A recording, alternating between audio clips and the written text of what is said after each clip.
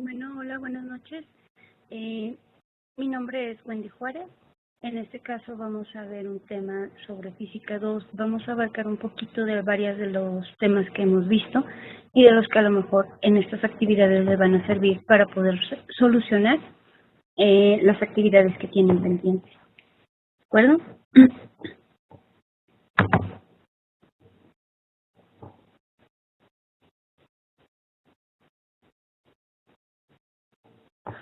Bien. En general vamos a ver lo que son cargas eléctricas. Vamos a ver un poquito sobre lo que son los imanes, lo que es un circuito en serie, un circuito en paralelo, un circuito mixto, para qué nos sirven, cómo funcionan. Vamos a intentar saber cómo son estos procesos, ¿de acuerdo?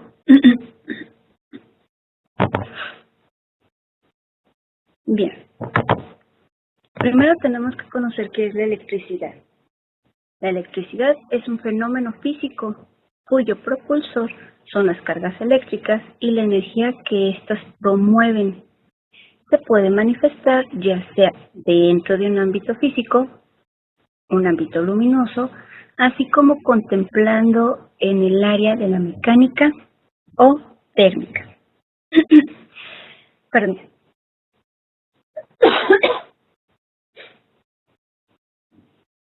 ¿Qué queremos decir nosotros con todo esto? Bueno, la electricidad se encuentra en todos lados, en pocas cantidades, en muchas cantidades, en grandes cantidades. La podemos percibir de diferentes maneras. Entre ellas, la luz que tenemos en nuestra casa, todo lo que hace funcionar a nuestros aparatos eléctricos, el horno de microondas, el refrigerador, entre otras cosas. ¿Sí? La radio, la computadora, cosas que tenemos nosotros y que le necesitamos, nosotros.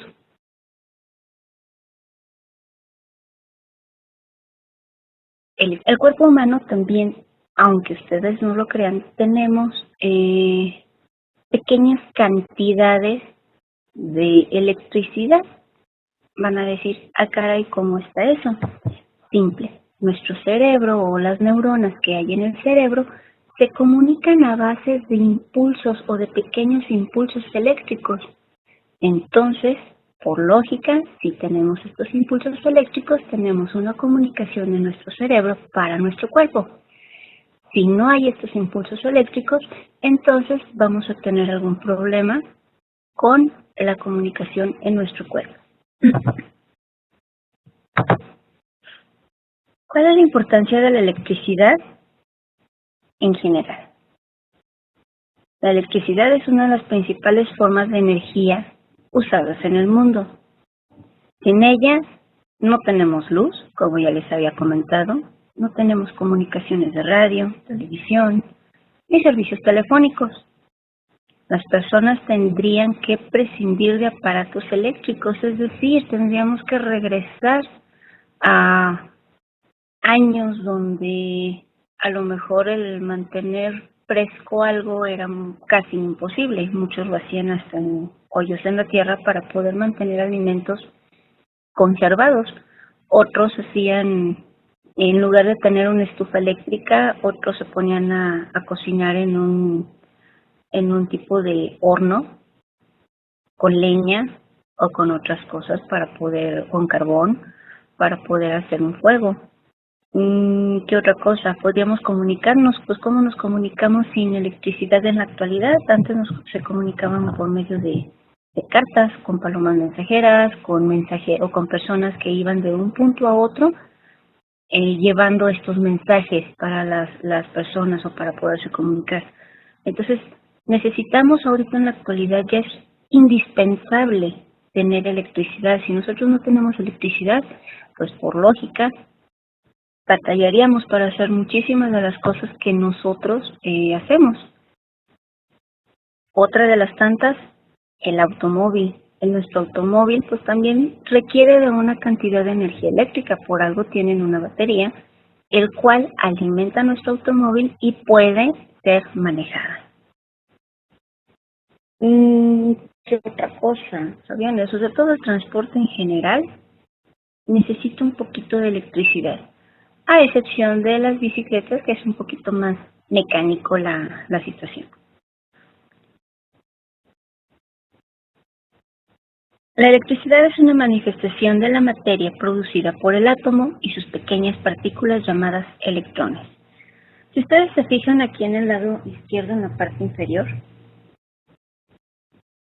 tenemos una imagen o una representación de un átomo. En el centro van a estar siempre lo que son los protones y neutrones. Alrededor, dando vueltas en tipo órbitas, van a ser los electrones. El átomo está formado por estas tres partículas. Los protones y neutrones siempre van a estar en el centro o en el núcleo del átomo. Los electrones giran en órbita alrededor del núcleo.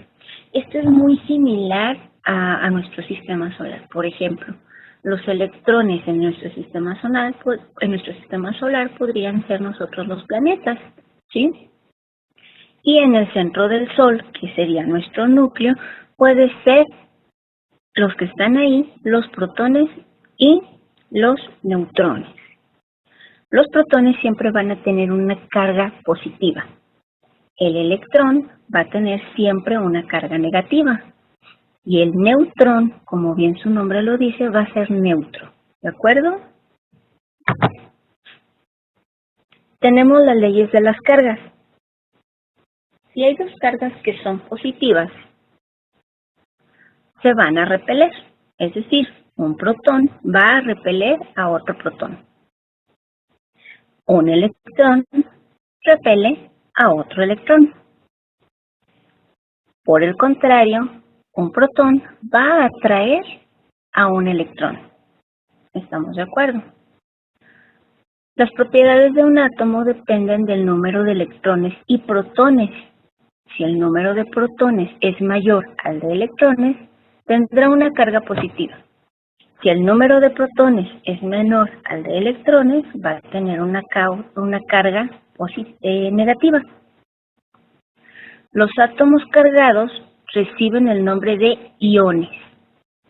Los átomos con igual número de protones y electrones son eléctricamente neutros, ni positivos ni negativos. Aquí vamos a ver lo que son los circuitos en serie. Los circuitos en serie nosotros los vamos a encontrar ¿en dónde? ¿En dónde es muy común ver un circuito en serie? Ya mero se acercan unas fechas que a muchos les gustan, a otros no, que son las fiestas navideñas.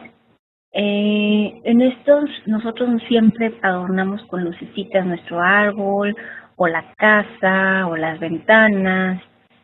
Estas lucecitas están en la mayoría conectadas en serie.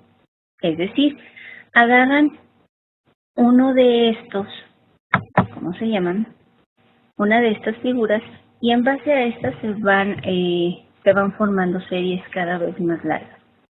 Bien, aquí nos estamos representando solamente con unas pequeñas series chiquitas, con un interruptor, con unas baterías y con unos pequeños foquitos que todos en casa podemos realizar. Son muy simples estos ejercicios o estos ejemplos.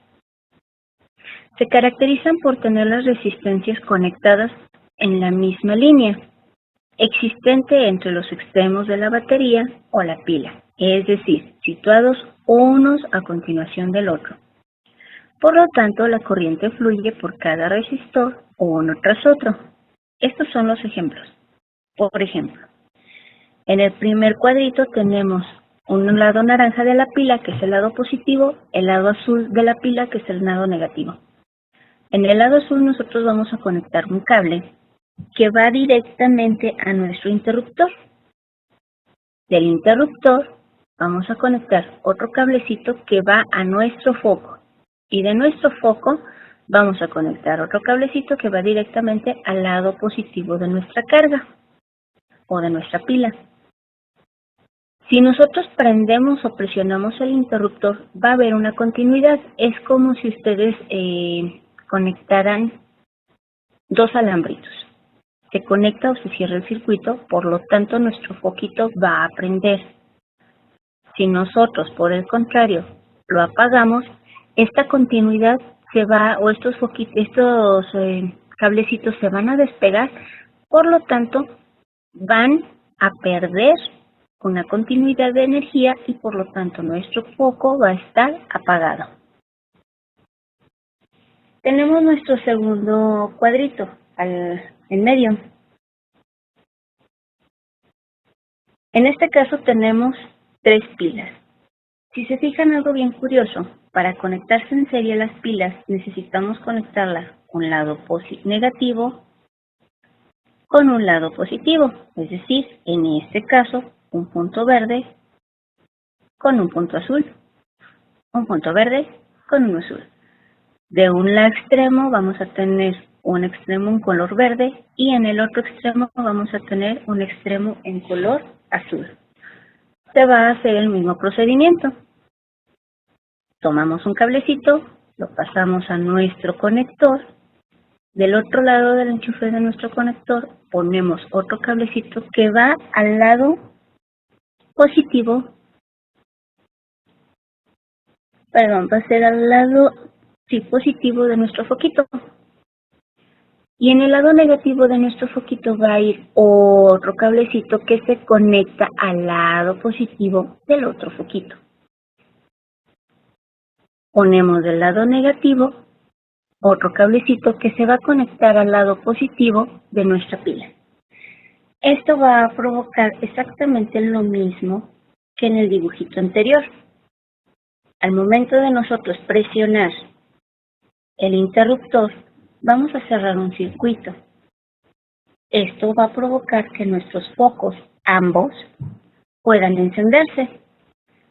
Si nosotros volvemos a presionar nuestro circuito, pues nuestros focos, por lo tanto, van a estar apagados.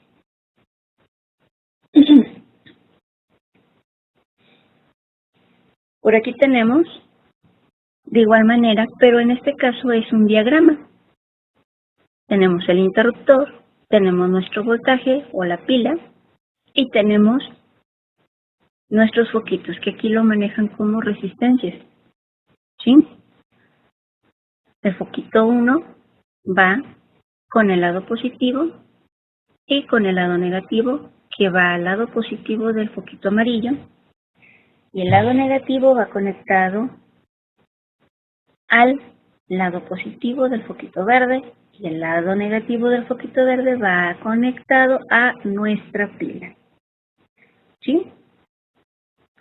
Cuando el interruptor toca el puntito que tenemos aquí a un ladito, es cuando nuestros focos van a encender. Si no tenemos este toque o no está continua, obviamente nuestros focos van a estar apagados. Son ejercicios que nosotros podemos realizar en casa, unos experimentos muy sencillitos.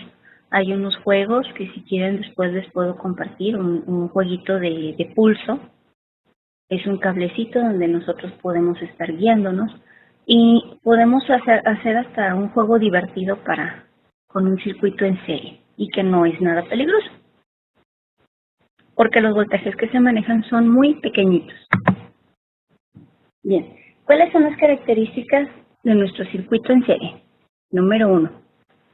Solo existe una intensidad eléctrica. Por lo tanto, los componentes serán atravesados por la misma intensidad. En este caso, solamente tenemos una pila, ¿sí? O una energía eléctrica, ya sea una conexión o varios grupitos de pilas, pero en una sola entrada y salida. Cada componente soporta entre sus extremos a distintas tensiones. Si se funde un componente, no circula la intensidad eléctrica y por lo tanto ningún otro componente eléctrico del circuito funciona. Esto sucede mucho en nuestras series navideñas, como les decía, es un buen ejemplo. Cada 10 foquitos hay un foquito principal que muchos le conocen como piloto. No sé, bueno, aquí lo conocemos como piloto. No sé en otros lugares cómo se le conozca. Si este foquito está fundido o no tiene una continuidad, la siguiente serie de 10 foquitos no van a prender. Entonces, ¿qué es lo que se procede? Se tiene que cambiar ese foquito por uno que funcione para que pueda haber continuidad en ese lapso de tiempo, en ese lapso de foquitos. 4. En un circuito serie, la tensión proporcionada por la pila debe ser igual a la suma de las tensiones en extremos de los componentes. Más adelante vamos a ver un ejercicio con respecto a la tensión y con respecto a lo que es el voltaje y la resistencia. 5. Las resistencias en serie se suman. Simple y sencillamente. Vamos a sumar todas las resistencias que vayamos a tener en nuestro circuito.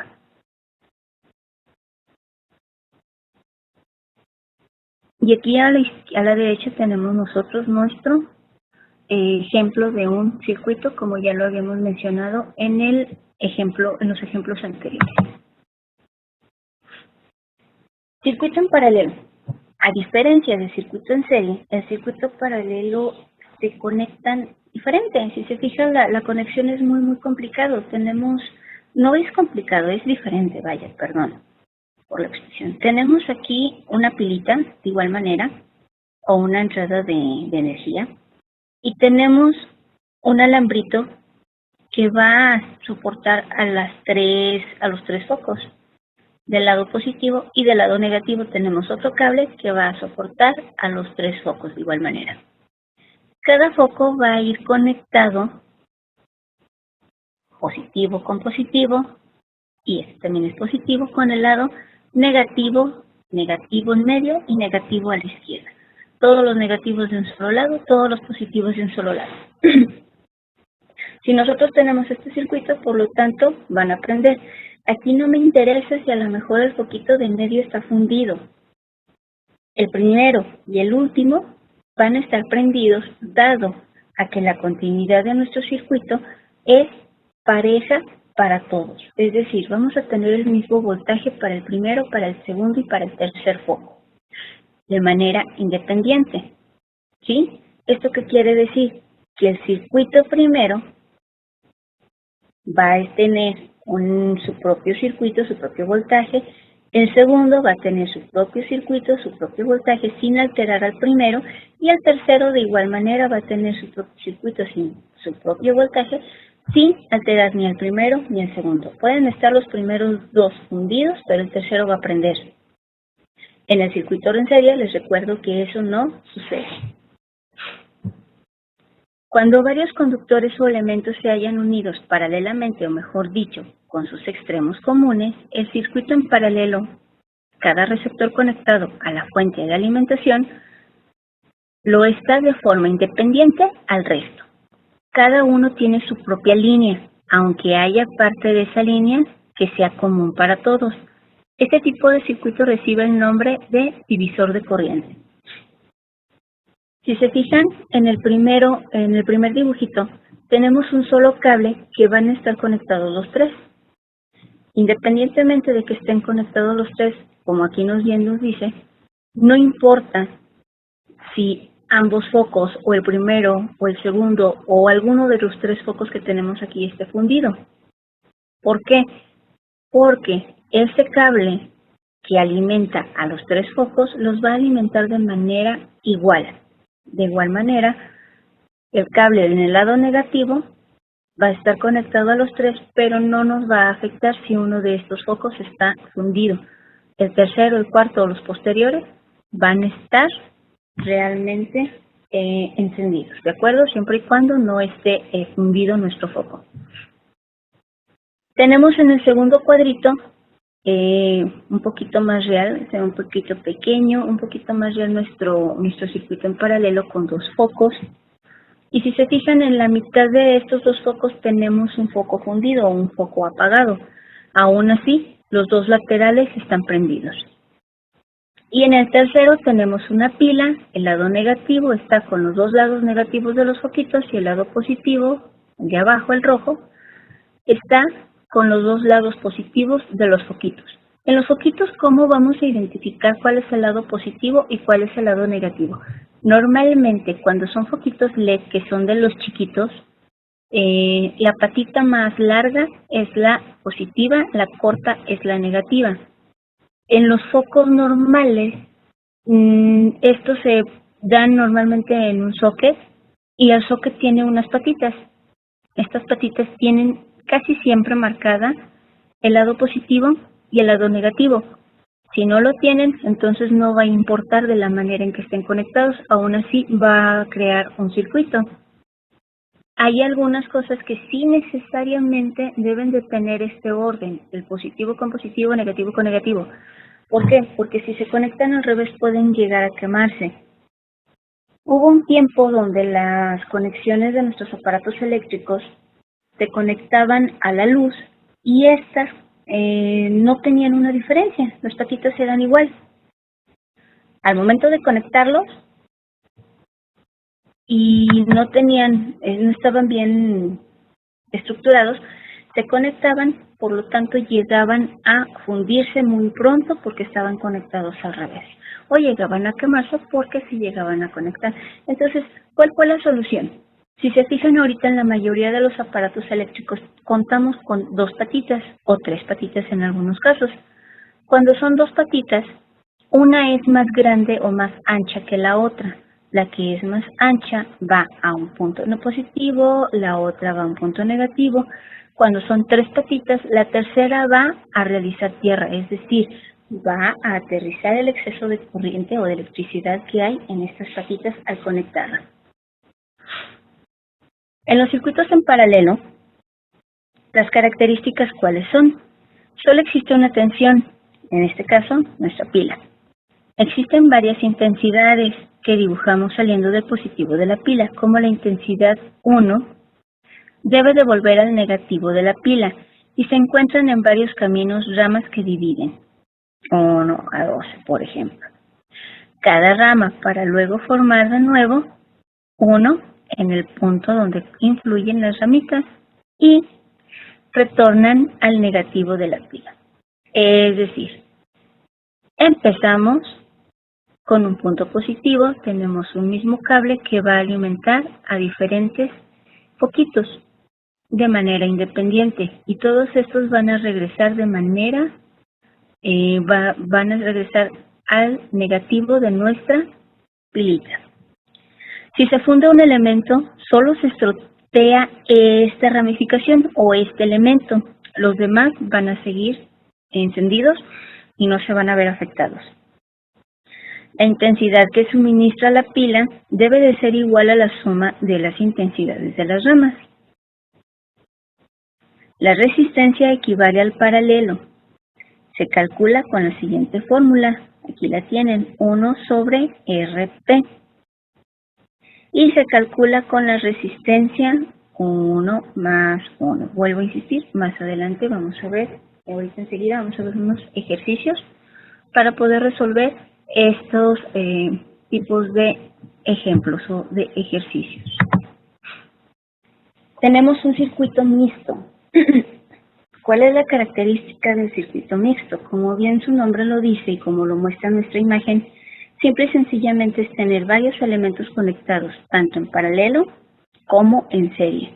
Estos pueden colocarse de manera que sea de la manera que sea, ya se puede hacer primero en serie, después el paralelo, o poder tener 2 paralelos y después uno en serie, o no sé, no hay ningún problema al momento del acomodo. Siempre y cuando se utilicen los 2 diferentes sistemas de elementos, tanto en paralelo o como en serie. ¿Estamos de acuerdo? Podemos guardar o podemos utilizar ambos. En nuestras casas, ¿qué creen que tengamos o cuál sistema creen que tengamos? ¿El paralelo o el serie? Buena pregunta. ¿Ustedes qué opinan? Yo pienso que puede ser en algunos casos el serie. Por ejemplo, cuando nosotros encendemos un foco que está en la sala junto y a la misma vez no solamente hay un foco en una sala, sino que hay 2 focos. Estos están conectados de manera serial. O el paralelo. ¿Ustedes qué opinan? La mayoría de las veces se pueden utilizar circuitos tanto paralelos como en serie en nuestras casas, dependiendo del lugar donde se encuentra y dependiendo de la forma. La mayoría son en serie. ¿Por qué? En primera, menos cable. En segunda, mejor distribución.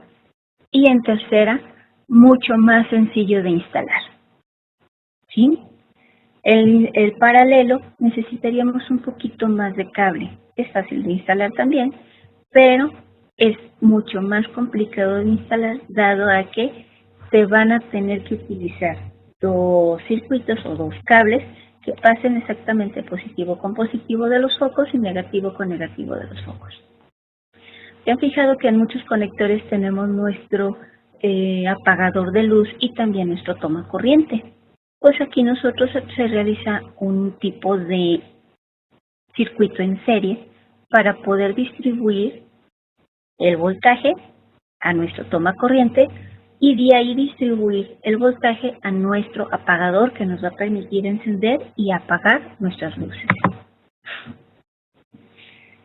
Ejercicios del circuito en serie.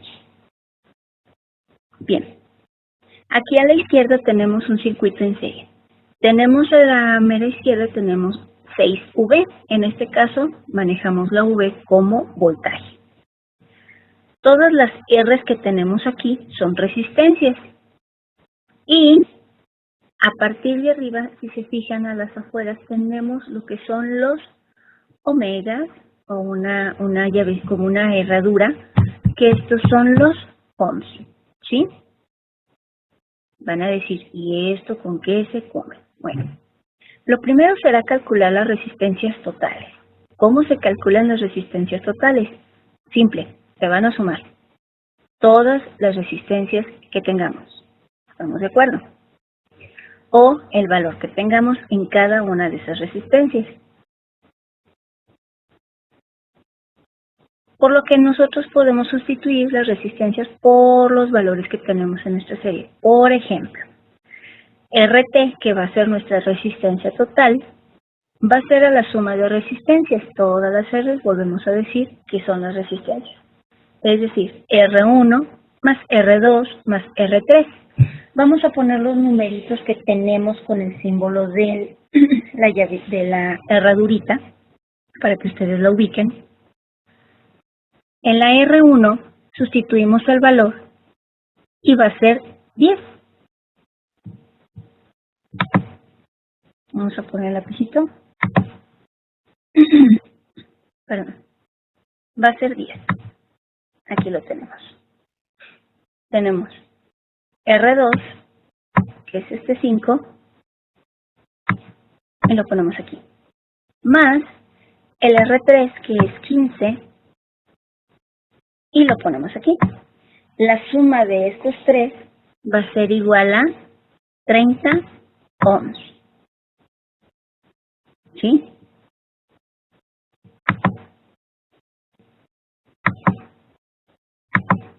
Muy bien. El circuito equivalente quedaría como el de la derecha. Perdonando un poquito malita la garganta. Como este que tenemos aquí.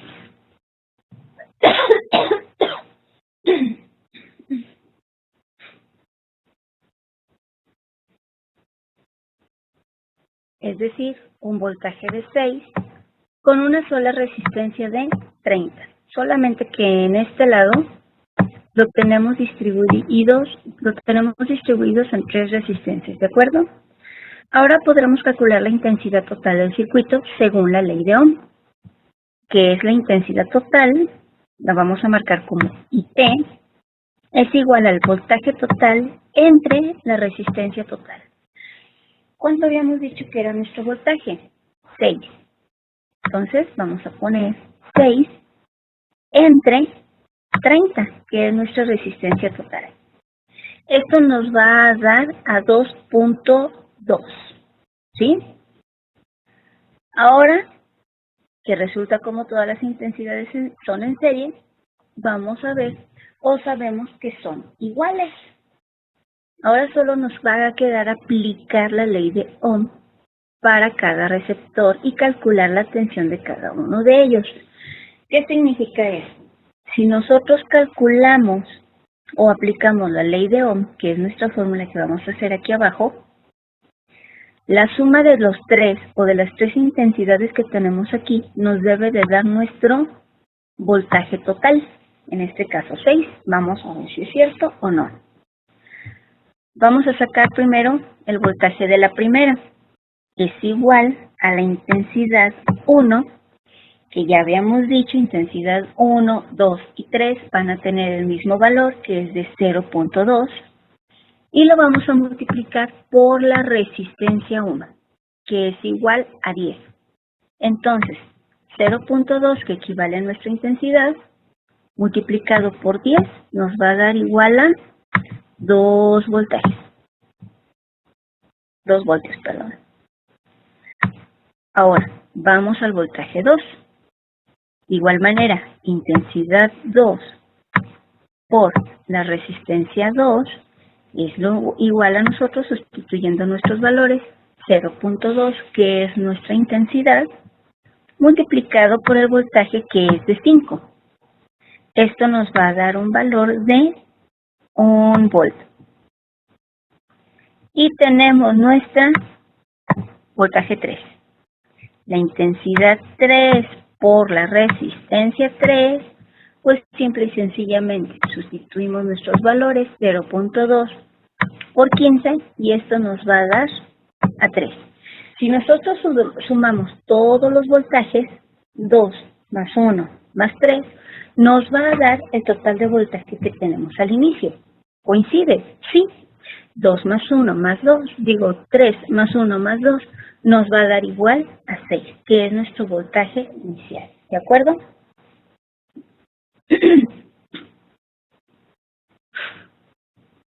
Bien. Tenemos aquí un ejercicio en circuito paralelo. Vamos a ver cómo se resuelve. Podríamos seguir los pasos que en el de serie. Primero la resistencia, equivale, luego la intensidad, etc. En este caso vamos a seguir otros pasos diferentes. Nos vamos a evitar tener que utilizar la forma de resistencia total, pero también se pueden hacer. Bien. Sabemos que todas las tensiones son iguales. ¿Por qué? Porque en este caso es un paralelo, es un mismo cable para todas nuestras resistencias.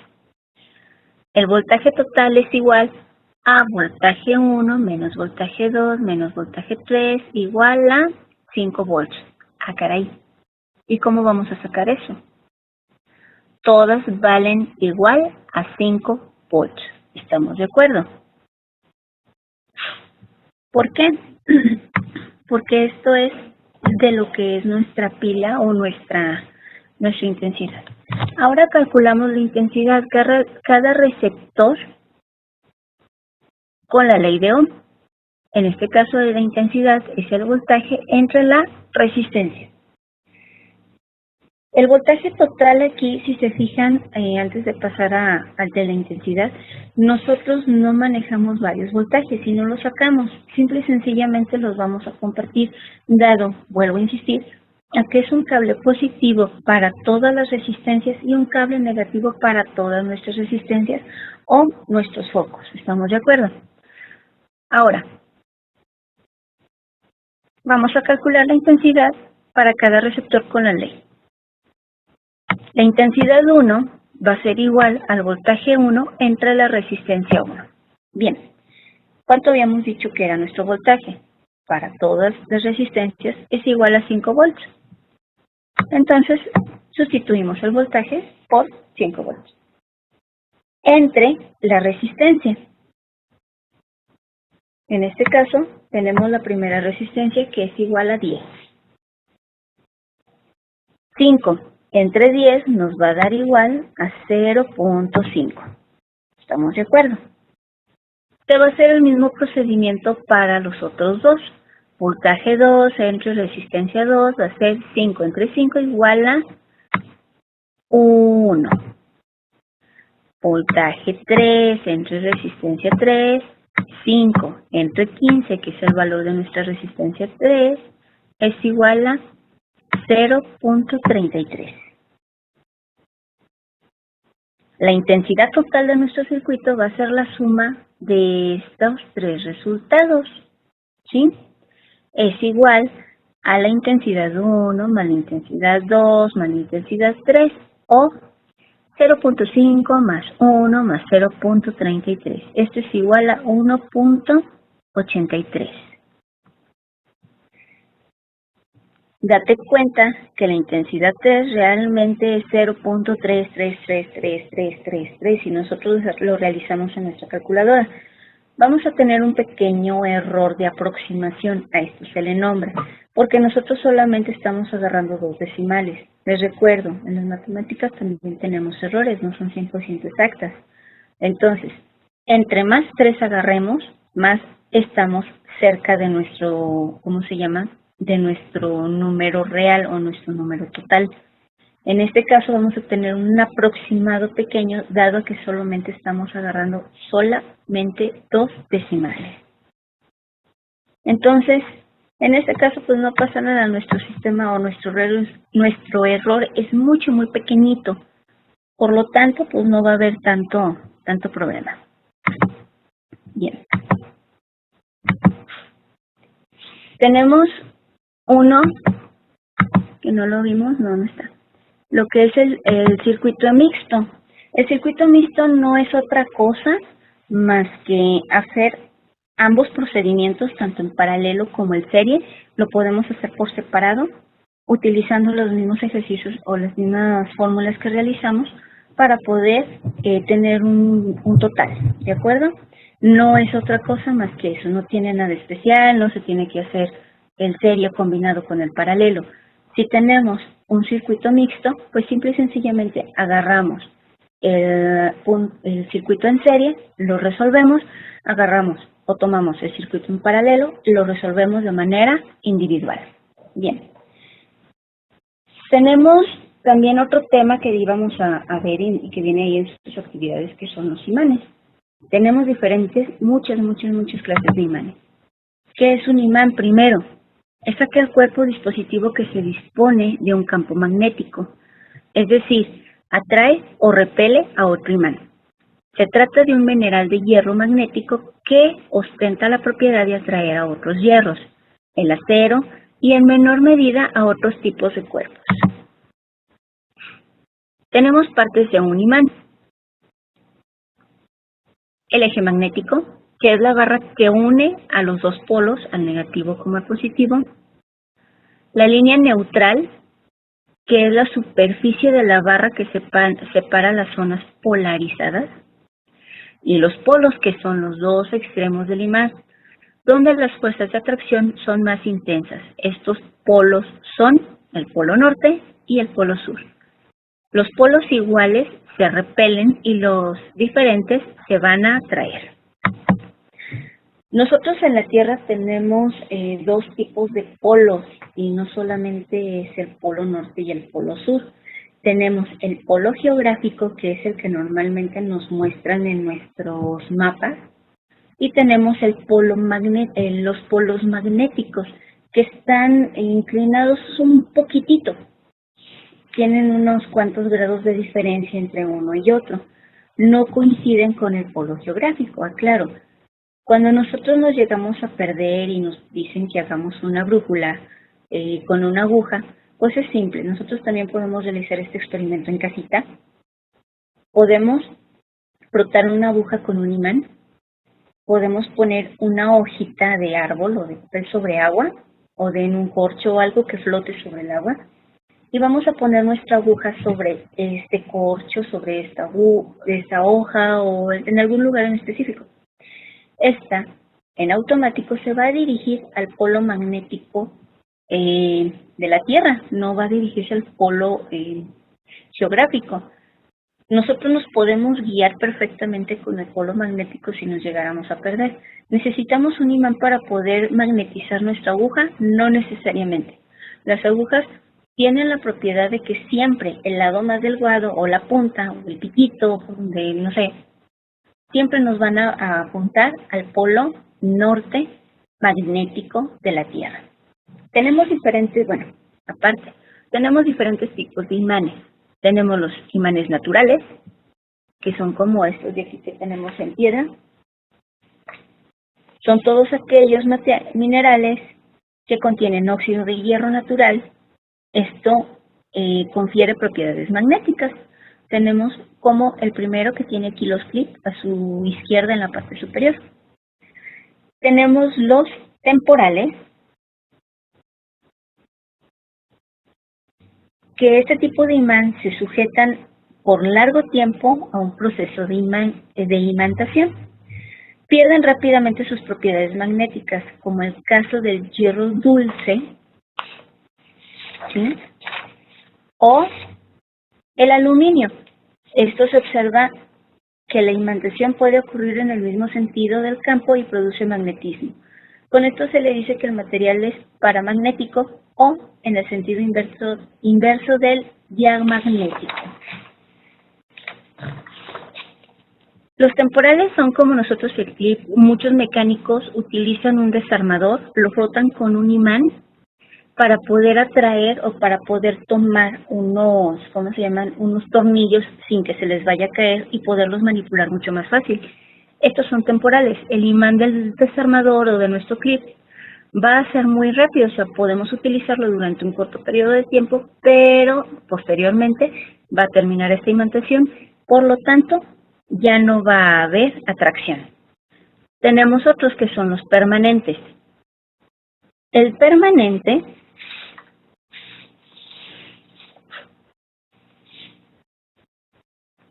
son los que manejan un campo magnético, ¿sí? Este campo magnético pues es permanente, no se va a quitar y lo vamos a poder utilizar en diferentes ocasiones. Tenemos los artificiales, que también se le conoce como materiales ferromagnéticos, ya que son aleaciones de metales como el hierro y que pueden ser imantadas de manera artificial. Es como el que tenemos aquí arriba, que muchos lo conocemos como la herradura o la barrita, ¿sí?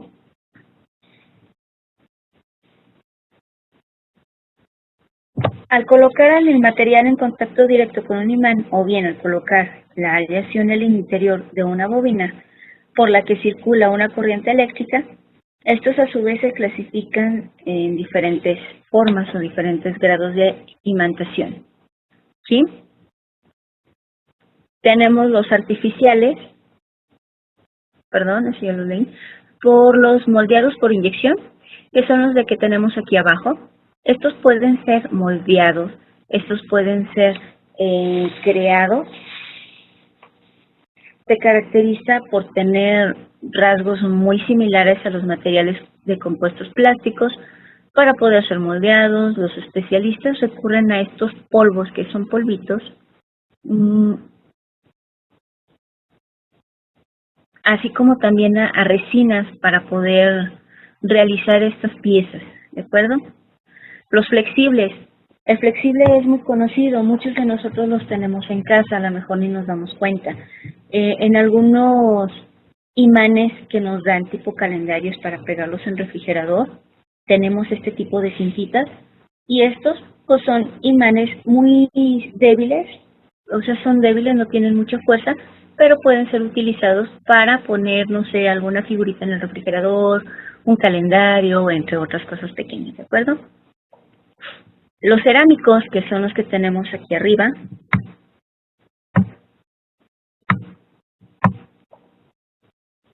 debido a su color y apariencia, estos son semejantes a la porcelana, puesto que son grises y alisados. De otras maneras se denominan de esta forma debido a las propiedades físicas. Se caracterizan por ser sumamente frágiles, a punto que pueden partirse si son atraídos por otro imán. Para fabricarlos se utilizan partículas de hierro, a lo que por medio de tratamientos especiales se los convierte en aglomerados. En algunos casos los especialistas recurren a el estroncio o bario para su fabricación. A pesar de que en estética son duros, si se nos caen pueden ser muy frágiles, se quiebran muy fácilmente, ¿sí? Tenemos otro imán de tierras raras, que aquí está aquí abajo.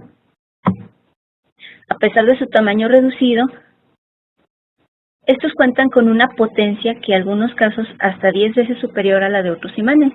Estos están compuestos por boro, hierro, neodimio y de aquí algunos sus rasgos metálicos. Su fragilidad y tendencia a oxidarse son recubiertos por una capa de barniz, zinc o níquel.